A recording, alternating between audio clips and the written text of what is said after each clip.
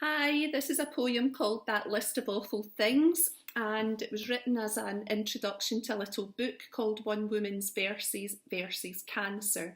And I wrote it to try and raise awareness for Women v Cancer.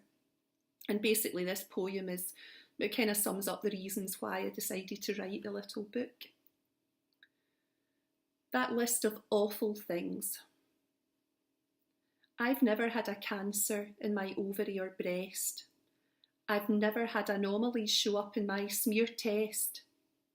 I've never had to contemplate which treatment path to take. I've never had to lose my hair for fighting cancer's sake. I've never had to have a reconstruction of my breast. I've never had to think about which wig might suit me best.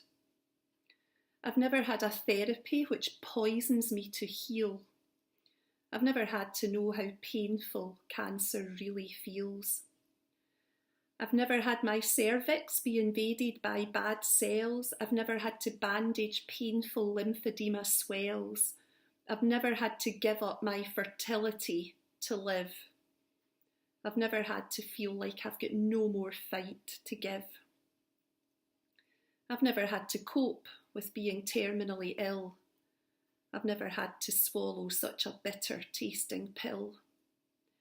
I've never had to feel the fear of knowing what's to come. And I've never had to tell my kids they're going to lose their mum. I'm extremely lucky that I've not been caught as yet in cancer's indiscriminate and ever-spreading net. I'm extremely grateful that I've not had to embrace the consequence of cancer that too many people face.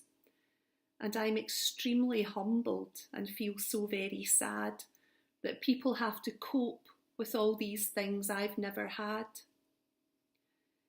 I'm hoping that this little book of poetry and rhymes will help to raise some funds towards a future and a time when cancer's almost gone forever with the misery it brings, and fewer of us have to face that list of awful things.